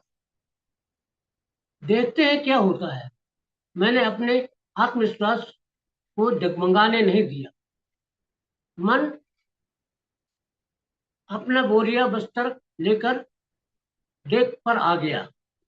तभी मेरा ध्यान सागर की लहरों की तरफ गया, जो भारी गर्जना के साथ इधर से उधर मचल रही थी। जहाज की पेंदी से छलछलाती लहरें दूर जाकर सैलाब का आकार अख्तियार करती और गरजती असीम जलराशि में समा जाती। जल की ओर छोर का कुछ पता नहीं था। चारों तरफ जल ही जल दिखाई दे रहा था। बल खाता जल, उफनाता जल, लहराता जल, एक लय से लय में नर्तन करता जल। जैसे जैसे जहाज की रफ्तार तेज होती जाती, लहरों का चेहरा भी खूंखार होता जाता। हर एक जवान इस यात्रा का आनंद उठा लेना चाहता था, इसलिए अधिकांश जवान डेक पर आकर खड़े हो गए। मैं मस्तूल पर पीठ टिकाकर समुद्र के पार को देखने लगा, जिसमें जल पर सूरज की किरणों का सुनहला जाल तना था। जहाज के आसपास मत्स्य भक्षी पक्षियों का झुंड मंडरा रहा था। शायद ये पक्षी रात होने से पहले अपना शिकार कर लेना चाहते थे। जहाज की रफ्तार में उछलते पानी से जो मछलियां ऊपर आती, उन्हें पक्षी झट से शिकार कर लेते। ऊपर आई मछलियों का उनकी तेज निगाहों से बच पाना मुश्किल था। पक्षी तीर की मानिंद आते और झट से शिकार पकड़ ले जाते। उनकी कलाबाजी देखते ही बनती। इतने में कुछ सैनिक आए और उकड़ू बैठकर समुद्र की छलछलाती जलराशि पर उंगलियां फिराने लगे। मैंने जब समुद्र के ठंडे पानी को छुआ, शरीर में तरंग सी उठी और मेरा अंग अंग फूल सा खिल उठा। शाम के 5:30 बज चुके थे। सूरज डूबने को था। इस सुहानी बेला में गौड़ पांडे हाथ में चाय का मग थामे आता दिखाई दिया। मग से उठती भाप से लग रहा था कि यह चाय सीधे लंगर के पतीले से निकालकर ला रहा है। चाय पियो? फिर न जाने क्या सोचकर उसने पूछा, मितली तो नहीं आई? नहीं। क्यों? मैंने अपने भीतर की उम्मीद को छिपाने का यत्न किया और सवाल भी जड़ दिया। उधर अंगूठों का बुरा हाल था। सब उल्टियां कर रहे थे। गौड़ पांडे ने मुझे खबरदार किया और सलाह दी कि खाना मत खाना। खाना पेट के अंदर गया तो उल्टियां शुरू। वह चुप रहा और सोचने लगा कि उल्टियों को कैसे टाला जाए। जवान बिस्तर लगाकर आराम तलबी के मूड में आ चुके थे। वे जल्द ही खाना खाकर सो जाना चाहते थे, पर अभी तक नेवी के लंगर से पकते खाने की गंध बाहर निकलनी शुरू नहीं हुई थी। रात करीब 7 बजे लंबी सीटी बजी। जवान सीटी सुनकर चौकन्ने हुए। शायद यह रोल कॉल की विशेल थी। जवान एक एक करके डेक पर आकर खड़े हो गए। कुछ जवान इस पहल को गैर जरूरी मान रहे थे, मगर यह ऑर्डर पास करने की जरूरी पहल थी। रोल कॉल में नेवी ऑफिसर ने सबसे पहले सभी जवानों का हार्दिक स्वागत किया। आगे अपने आत्मीय संबोधन में इस मंगलमय होने की कामना की। उन्होंने कहा, जहाज में किसी जवान को कोई किसी प्रकार की परेशानी होती है वह फौरन बताए। अंत में उन्होंने अपनी बात आज और कल के भोजन पर समाप्त की। बोले, आज के डिनर का मेनू है वेज के लिए दाल चावल सब्जी और नॉन वेज के लिए करी अंडा करी और चावल, मछली भी। सुबह के नाश्ते में दूध और ब्रेड। मुझे पूरी उम्मीद है कि इस यात्रा को आप सब भरपूर एंजॉय करेंगे। नेवी ऑफिसर के मुख से एंजॉय शब्द सुनते ही जवानों ने जोरदार तालियां बजाई और हिप हिप हुर्रे कहा। इस तरह रोल कॉल डिस्पर्स हुई। थोड़ी देर के लिए ही सही, जवानों के चेहरे खुशी में चमकते दिखाई दिए। पेटी ऑफिसर जहाज को कंट्रोल कर रहा था। अन्य शिपमैन अपनी अपनी ड्यूटी पर थे। नेवी के 2 जवान आए और बोले, कोई सेवा हो तो आप अवश्य बताएं। उनका यह आग्रह उत्साहजनक था। मैंने पूछ ही लिया, क्या यहाँ सिगरेट मिल सकती है? क्यों नहीं, मगर विदेशी सिगरेट मिलेगी, एक बोला। और तो और भी अच्छा, फिर ला दीजिए एक पैकेट। वे दोनों शिपमैन मुझ पर कुछ ज्यादा ही मेहरबान दिखाई दिए। उन्होंने मुझे रोथमन्स सिगरेट का एक पैकेट लाकर दिया। मेरा टेंशन खत्म हुआ कि जेब में सिगरेट नहीं, इसके सहारे आज की बेचैनी भरी रात आसानी से काटी जा सकती है। मेरे ख्याल में अब समाप्त कर देना चाहिए। बहुत बहुत धन्यवाद। आपका बहुत ही अनुपम था आपका संस्मरण। और हमने अभी तक ये देखा कि युद्ध में क्या होता है, शांति वार्ता में क्या होता है, ये सुना था। लेकिन ये आपका स्वानुभव था जो आपने हमारे सामने प्रस्तुत किया और हमें इस अनुभव से समृद्ध किया कि जो सैनिक होते हैं वे कैसे अपना जीवन बिताते हैं, व्यतीत करते हैं, पानी में हो, स्थल में हो, थल में हो या आकाश में हो, भरे व्योम में हो। बहुत बहुत धन्यवाद सर। और माफी चाहूंगी, मुझे थोड़ी सी आज वर्टिगो की तकलीफ हो रही है, तो मुझे थोड़ा धुंधला सा दिख रहा है, तो माफी चाहूंगी जब मैं तकलीफ मुझे भी हो रही है। तो इसीलिए आपका ऐसी मैंने जगह बैठा है कि मैं नहीं समझता कि रोशनी यहाँ कम होगी। नहीं, तो क्षमा चाहूंगी। मैं आगे बड़े आदर भाव के साथ मंच पर आमंत्रित करना चाहती हूँ एक ऐसे सिद्ध हस्ती को, एक ऐसे प्रखर व्यक्तित्व को जो अपने आप में एक संस्थान समान है। इन्होंने एक महत्वपूर्ण भूमिका निभाई है इस कार्यक्रम को सफल बनाने में। आदर भाव के साथ मैं मंच पर आमंत्रित करना चाहूंगी आदरणीय लीलाधर मंडलोई जी को। आदरणीय लीलाधर मंडलोई जी वैसे परिचय के मोहताज नहीं है, किंतु आदरणीय लीलाधर मंडलोई जी पूर्व महानिर्देशक रह चुके हैं दूरदर्शन और आकाशवाणी के, और वे पूर्व निदेशक रह चुके हैं भारतीय ज्ञानपीठ, और यह सह निदेशक है विश्व रंग के। और इनके द्वारा बहुत सी रूसी अनुवाद भी बहुत लंबी सी सूची है, तो कहने के लिए बहुत कुछ है, बहुत बहुत कुछ है। ऐसे सर्वगुण और इतने समृद्ध व्यक्तित्व का इस गोष्ठी में होना अपने आप में बहुत बड़ी बात है। बड़े सादर भाव के साथ आपको मैं मंच पर आमंत्रित करती हूँ आदरणीय लीलाधर जी। स्वागत है सर आपका।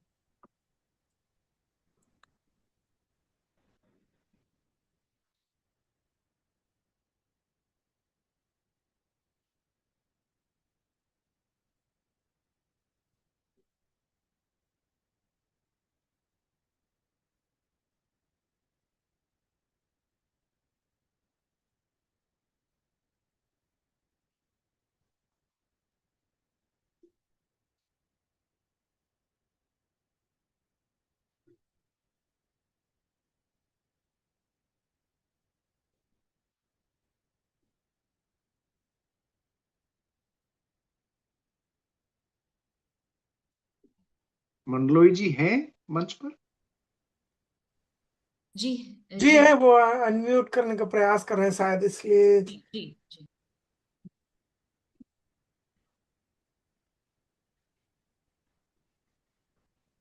वो अनम्यूट नहीं हो रहा, उनका कोशिश कर रहे हैं, वो 1 सेकंड अपन इंतजार करते हैं।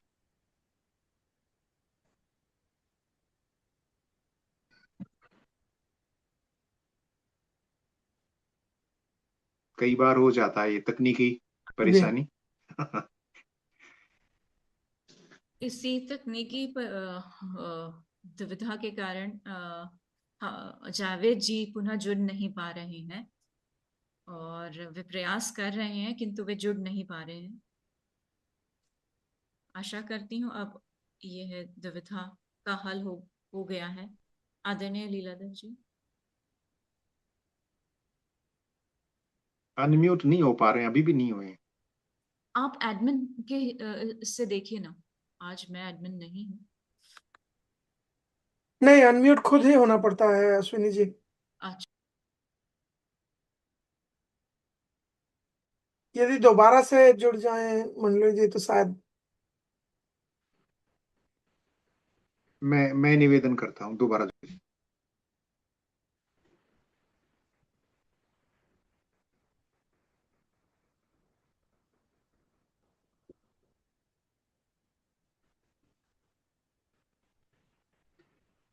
जब तक हम मंडलोई जी की प्रतीक्षा कर रहे हैं, युद्ध की विभीषिका पर नीदरलैंड में अब तक के हुए सारे युद्धों में हुए शहीदों की याद में एक शहीद स्मृति दिवस मनाया जाता है।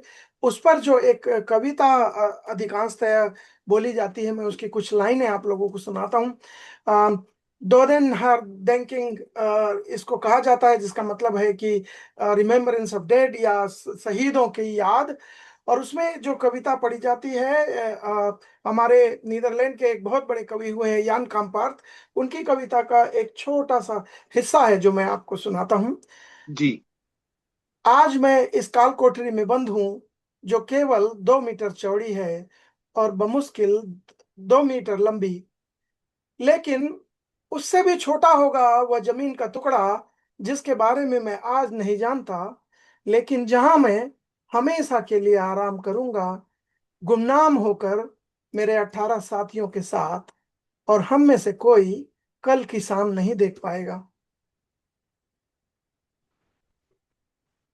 यह कविता बताती है कि कैसे एक सैनिक भी मनुष्य है, उसके भी जीवन की इच्छाएं आकांक्षाएं होती हैं, और युद्ध किसी भी प्रकार का हो, किसी भी पक्ष को उसका लाभ सीधा नहीं होता है।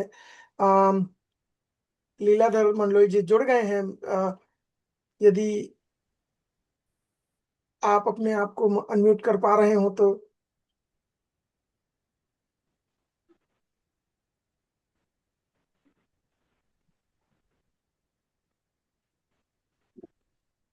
नहीं, अभी फिर से ड्रॉप हुए हैं।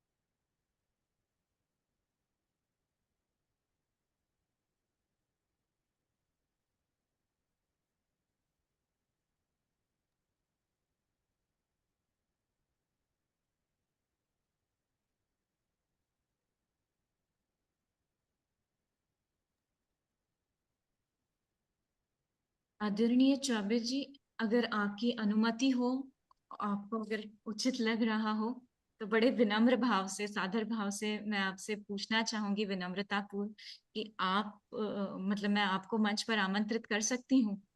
जी जी, मैं तैयार हूँ। मैं तैयार हूँ। और सर यही बहुत ही, आपकी सादगी, आपका बड़प्पन है सर। जी जी, मैं बहुत ही गंभीरता से आप सबको सुन रहा था और बहुत अच्छा लग रहा था। लेकिन अगर मंडलोई जी को आने में दिक्कत हो रही है तो आप जी मुझे बुला सकती हैं, मैं कुछ एक दो बातें कहूंगा। मंडलोई जी नहीं जुड़ पा रहे हैं। चौबे जी आप आमंत्रित हैं, बड़े सादर। ठीक है, तो सबसे पहले तो सभी मित्रों को नमस्ते। बहुत सारे परिचित लोग हैं। यूरी दिखे यहाँ पर, अश्विनी है, कुछ देर के लिए वेद प्रकाश भी आए थे, चले गए। रामा तक्षक जी हैं, मंडलोई जी हैं, जुड़े हुए हैं, और बहुत सारे मित्र यहाँ पर हैं। तो सबसे पहले तो मैं कहूँ कि आपने बहुत ही मौजूद विषय आज का चुना। ये इस पर बात होनी ही चाहिए, और लेखकों को अपना एक आवाज इसके खिलाफ, युद्ध के खिलाफ बुलंद करनी चाहिए। कम से कम ये तो देखना ही चाहिए कि युद्ध की विभीषिका पर क्या क्या कहा गया, क्या लिखा गया। हालांकि अगर आप मुझसे पूछें तो मैं ये कहना चाहूंगा कि जो युद्ध की विभीषिका है उसको शब्दों में बयान करना बहुत ही मुश्किल काम है। मतलब वो बयान होती ही नहीं। वो इतना बड़ा दुख है, इतनी इतनी बड़ी विभीषिका है, इतना बड़ा नुकसान है, इतना बड़ा अमानवीयता है कि उसको शब्दों में रखना और बताना बहुत मुश्किल बात है। और जैसे तैसे हम कविता में, कहानी में, गद्य में कहते हैं, लेकिन उसको महसूस करना एक बिल्कुल अलग बात है, और शायद पूरी तरह उसे कहा नहीं जा सकता है। आप जब बात कर रहे थे तो मुझे बहुत सारी युद्ध संबंधी किताबें, जैसे कैश 22 एक किताब होती थी जो वियतनाम वॉर में के बारे में थी। द क्वाइट अमेरिकन एक और किताब होती थी जो ग्राहम ग्रीन की किताब थी, और वो भी वियतनाम वॉर के ऊपर थी। अ, हम सब वॉर एंड पीस पढ़ते रहते हैं, पढ़ के ही बड़े हुए हैं। अ, फिल्में हमने देखी, द ग्रेट ग्रेट एस्केप जैसी, जो कि आपको युद्ध के बारे में भी, संघर्ष के बारे में भी और प्रतिरोध के बारे में भी बताती हैं। हमारे अपने यहाँ हकीकत नाम की फिल्म बनी थी, जिसको देखकर हम सब बहुत रोए थे एक बार, और उस फिल्म का भी मुझे याद आया। तो बहुत सारी फिल्में हैं, बहुत सारा साहित्य है, बहुत सारा लिटरेचर है। और आप लोग जब बात कर रहे थे तो मैंने देखा कि कितने पावरफुल तरीके से आपने कई बार युद्ध के दृश्यों को और उसके विरोध, प्रतिरोध को प्रकट किया। मैं शुरू में दो बातें कहना चाहता हूँ। अभी हाल में हमारे यहाँ मैं धर्मवीर भारती जी पर बोलने गया था। तो अंधा युग को मैं सबसे अच्छा युद्ध विरोधी नाटक मानता हूँ, क्योंकि वो जहाँ से शुरू होता है वो युद्ध के बाद की स्थिति है, और वो बताता है कि युद्ध से कुछ नहीं मिलता।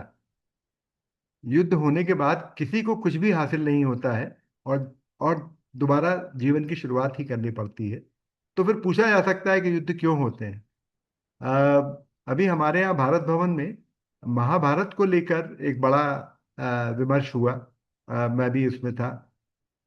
एक और दिलचस्प बात, यदि महाभारत को आप देखते हैं तो मालूम पड़ती है कि उसमें घटोत्कच की लड़ाई को लेके एक सीन है, और एक घटोत्कच, आप सब जानते हैं, घटोत्कच लड़ने गए। उनकी माता ने कहा कि भाई तुम्हारे पिता युद्ध में हैं, लेकिन लेकिन तुम्हें जाने से कुछ लाभ नहीं होगा। तो घटोत्कच ने कहा कि नहीं भाई, मैं तो जाना चाहता हूँ, मैं पिता के साथ में खड़े रहना चाहता हूँ। अब ये देखिए कि इससे दो बातें सिद्ध होती हैं।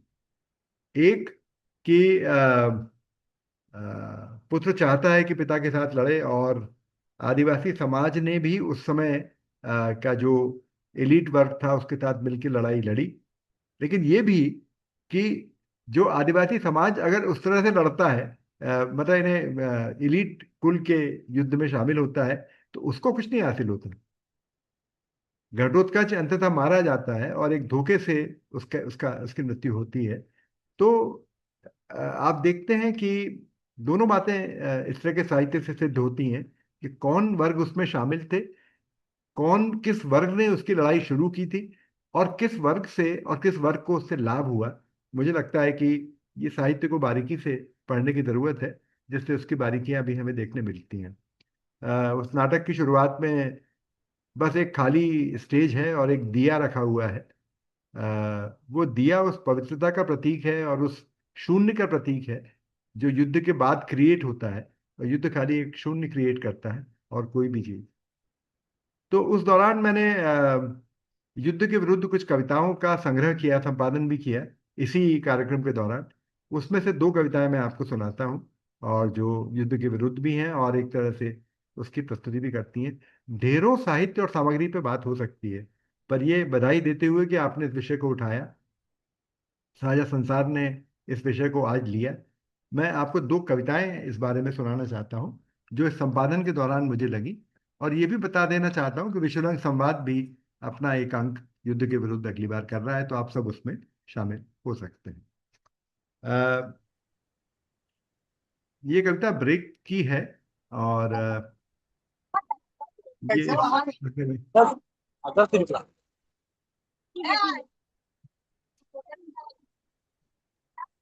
अंकित जी, आपसे जो विनम्र भी अनुरोध है, म्यूट आवाज आ रही है उसको, मेरी आवाज ठीक से आ रही है ना? जी जी सर। जी। तो मैं पहली कविता जो है वो, उसका नाम है जवाब हवा में उड़ रहा है। जवाब हवा में उड़ रहा है, ब्रेक की कविता है। कितने रास्ते तय करे आदमी कि तुम उसे इंसान कह सको। कितने समंदर पार करे एक सफेद कबूतर कि वो रेत पर सो सके। हाँ, कितने गोले दागे तोप कि उस पर हमेशा के लिए पाबंदी लग जाए। मेरे दोस्त, इसका जवाब हवा में उड़ रहा है। जवाब हवा में उड़ रहा है। हाँ, कितने साल कायम रहे एक पहाड़ कि उसके पहले समंदर उसे डुबा न दे। कितने साल जिंदा रह सकते हैं कुछ लोग कि उसके पहले उन्हें आजाद किया जा सके। हाँ, कितनी बार सिर घुमा सकता है एक आदमी ये दिखाने के लिए कि उसने कुछ देखा ही नहीं। मेरे दोस्त, इसका जवाब हवा में उड़ रहा है। जवाब हवा में उड़ रहा है। हाँ, कितनी बार आदमी ऊपर की ओर देखे कि वो आसमान को देख सके। कितने कान हो एक आदमी के कि वो लोगों की रुलाई को सुन सके। कितनी मौतें होती होंगी कि वो जान सके कि काफी ज्यादा लोग मर चुके हैं। मेरे दोस्त, इसका जवाब हवा में उड़ रहा है। मेरे दोस्त, ये जवाब हवा में उड़ रहा है। तो बात यह है मित्रों कि विचारधारा के आधार पर जब तक हम लोग सोचते रहेंगे, विचारधाराओं के आधार पर एक दृष्टि विकसित करेंगे, जब तक हमारी दृष्टि सीधे अपनी आंखों के माध्यम से सीधे संसार को देखने की, समाज को देख लेने की, अपने आसपास के मानवीय संबंधों को देख लेने की नहीं बनेगी, जिसका श्री अरविंद ने जिक्र किया है कि अति मानव होना पड़ेगा, तब तक आप इस तरह की युद्ध की विभीषिका को रोक नहीं पाएंगे। क्योंकि क्योंकि जो शुमाकर ने कहा कि जो मनुष्य का लालच है, मनुष्य की जो अ, वि- विजित होने की, विजेता बनने की जो प्रवृत्ति है, और दूसरों पर अधिकार करने की जो प्रवृत्ति है, जिसके बारे में अभी बहुत अच्छी घटना या उपन्यास अंश रामा तक्षक सुना रहे थे, ये मनुष्य पे अधिकार करने की प्रवृत्ति को ही मूल रूप से, या कि संसाधनों पे अधिकार करने की प्रवृत्ति को, तो ये विचारधाराओं से नहीं होगा। और ये इसके लिए हमें कुछ अलग तरह की सोच विकसित करनी होगी। अपने यहाँ बहुत सारी बातें हैं, उसमें मैं कह सकता हूँ कि दृष्टि का भी एक सवाल है। एक और कविता जो है वो विस्लावा शिम्बोर्स्का की है। बहुत अच्छी कविता है, इसका नाम है सरहदें। और शिम्बोर्स्का आप जानते हैं कि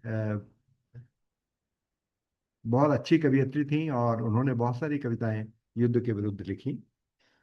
तो ये सरहदें और सीमाओं की बात करते हैं। टैगोर भी सीमाओं की बात करते थे कि सीमाओं के बाहर जाके हमको सोचना पड़ेगा।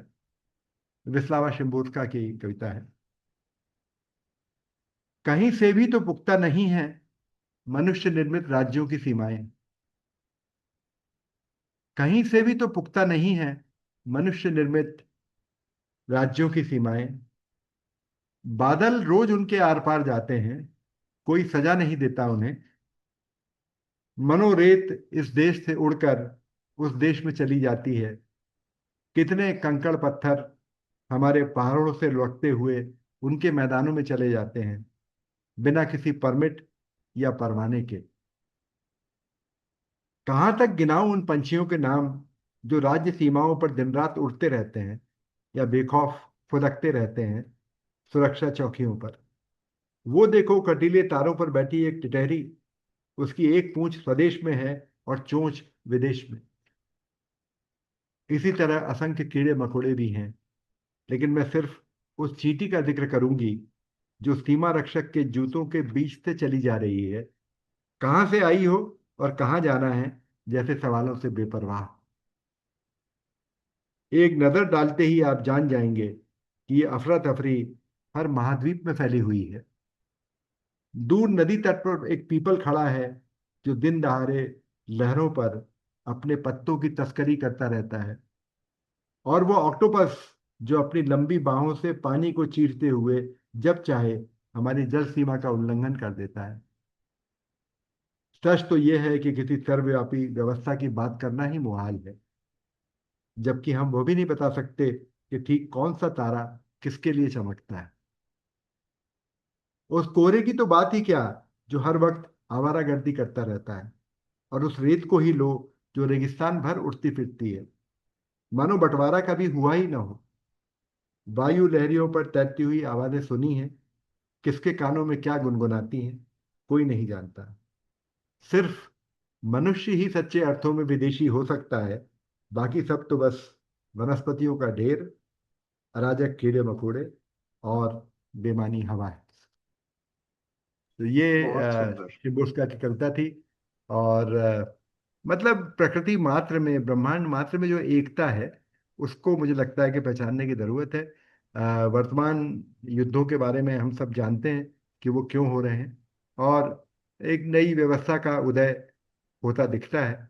उस व्यवस्था में फिर से मानवीयता क्या जगह पाएगी मुझे मालूम नहीं, क्योंकि जब 90 में एक ध्रुवीय विश्व उभरा था तब भी कहा गया था कि एक ऐसा समाज बनाएंगे जो कि पूंजी का समान वितरण होगा वगैरह वगैरह, लेकिन ऐसा कुछ नहीं होता दिखता।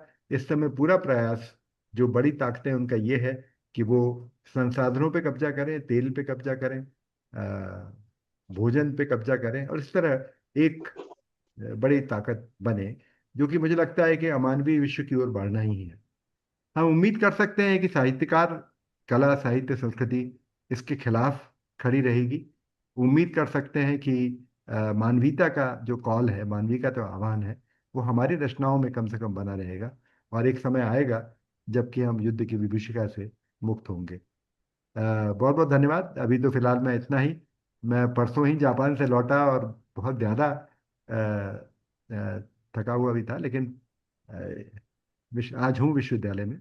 वेद प्रकाश जी को देखे अच्छा लगा, और अश्विनी ने 2 बार जिक्र किया, बहुत धन्यवाद। हम कोशिश करते हैं कि सभी देशों में जाएं आए, हिंदी की बातचीत करें, और एक एक कम्युनिटी ऐसी बने जो भाषा के माध्यम से पूरे विश्व में जुड़ी हुई है। रामा जी, बहुत बहुत धन्यवाद। इतना अच्छा काम आप करते रहिए। आप सबको भी बधाइयाँ। बहुत आपका धन्यवाद आशीर्वाद बना रहे। जी। बहुत बहुत धन्यवाद। अश्विनी जी। बहुत बहुत धन्यवाद। इतने मतलब बड़े लंबे यात्रा के बाद आप यहाँ उपस्थित हुए हैं। ये आपका बड़प्पन है, और हमारे लिए ये एक वरदान से कम नहीं है। और अब मतलब मैं ये ये चाहूंगी कि किताब ये जी किताब मैं दिखाना चाह रहा था। इस जी संचयन है कविताओं का। इसमें मेरे भी अनुवाद हैं और भी अनुवाद हैं। इसका जी। नाम है सभ्यता की सांस। किताब का अच्छा, नाम है, हाँ। सभ्यता और की। विश्व कविताओं का संचयन है। अधिकतर कविताएं युद्ध विरोधी हैं इसमें, और करीब करीब 100 कविताएं बड़े कवियों की जी इसमें हैं। जी, भारत आने पर खरीदेंगे। जी नहीं नहीं, अच्छा। खरीदना नहीं है, आपको भेंट करेंगे। अरे जी ठीक है। जी जी, अश्विनी जी, सॉरी। जी। और मैं ये कहूंगी कि अभी हमें कोई व्यक्तित्व नहीं बनना है। मैं तो चाहती हूँ वो चींटी जैसा मैं बनूं, या वो ऑक्टोबस जैसा बनूं, जो बिल्कुल वो सुरक्षा संरक्षक के बिल्कुल पैरों तले से उसे एक अपनी ना कोई सरहद है, उसे ना कोई बिल्कुल खुला सा आकाश है, खुला सा व्योम है।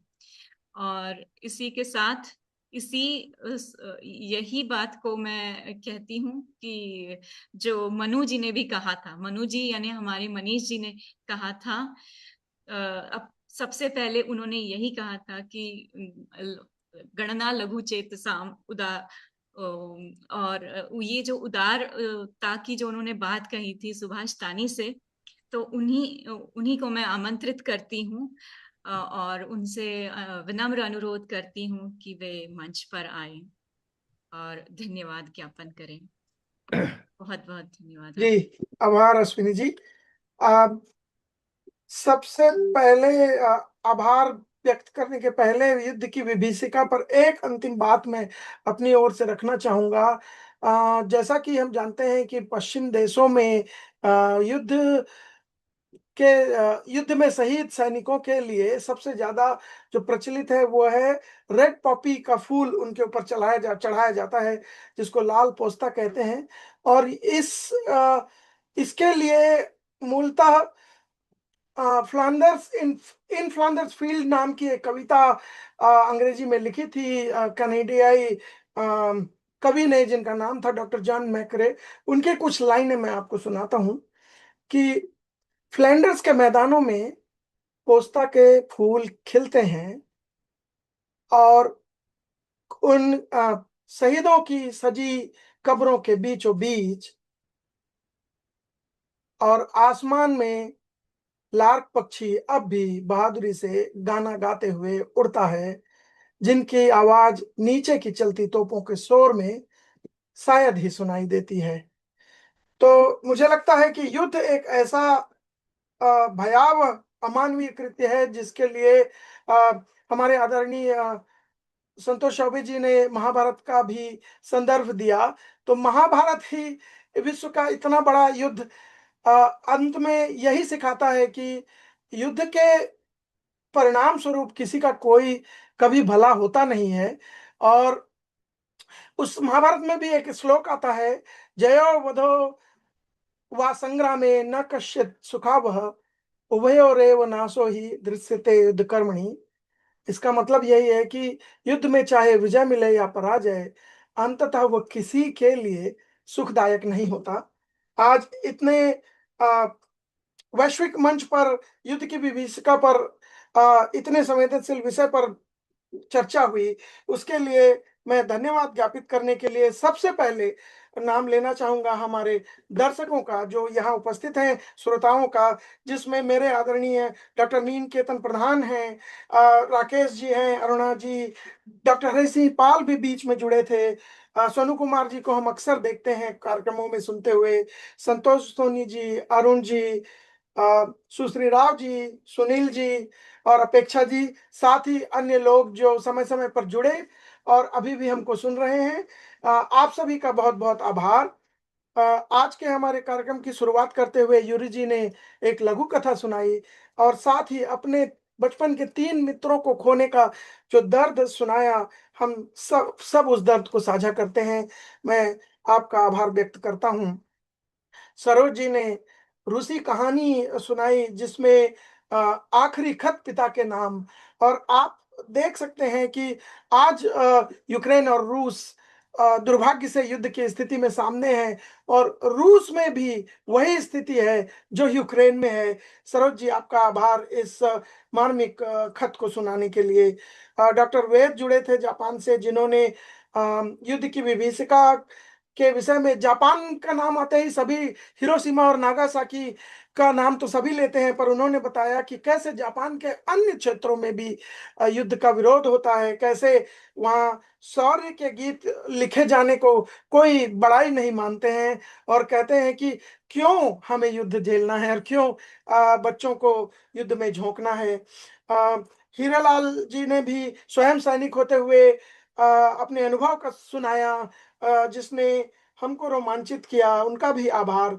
और कार्यक्रम के स्वप्न दृष्टा हमारे साझा संसार के प्रमुख रामा तक्षक जी ने हीर हम्मो से ऐसे हृदय विदारक दृश्य हमारे सामने रखे कि उसको सुनते हुए ही हमारा मन भारी हुआ। तो आपका भी बहुत बहुत आभार। दुर्भाग्य से हम लीलाधर मंडलोई जी और जावेद जी को आज नहीं सुन पाए। आशा करता हूं कि हम आगामी किसी कार्यक्रम में उनको सुनेंगे। और टैगोर विश्वविद्यालय के प्रमुख और साहित्य हस्ताक्षर डॉक्टर संतोष चौबे, आपने हमको 2 कविताएं सुनाई, पर उससे भी बढ़कर आपने जो एक आह्वान दिया है कला के क्षेत्र के लोगों के लिए, लेखकों के लिए, कि युद्ध की विभीषिका को अस्वीकार करते हुए कैसे हम इस अमानवीयता को से बाहर जा सकें और उसका विरोध करें। तो इसके लिए, इस आह्वान के लिए आपका बहुत बहुत आभार। मैं फिर से एक बार सभी मंच पर उपस्थित वक्ता, श्रोता सभी का आभार व्यक्त करता हूं। साझा संसार परिवार की ओर से, विश्व रंग की ओर से और हमारे अभी अन्य सभी संस्थाओं की ओर से आप सबका बहुत बहुत आभार। धन्यवाद सभी को, बहुत नमस्ते। बहुत आप प्रणाम प्रणाम। अभी जी, प्रणाम जल्दी ही सभी। फिर से मुलाकात हो इस उम्मीद के साथ। बिल्कुल, आपसे जल्दी मुलाकात होगी। आपके यात्रा के बारे में भी हम सुनेंगे, जानना जी जी। चाहेंगे। बहुत रुचिकर है जी। प्रणाम।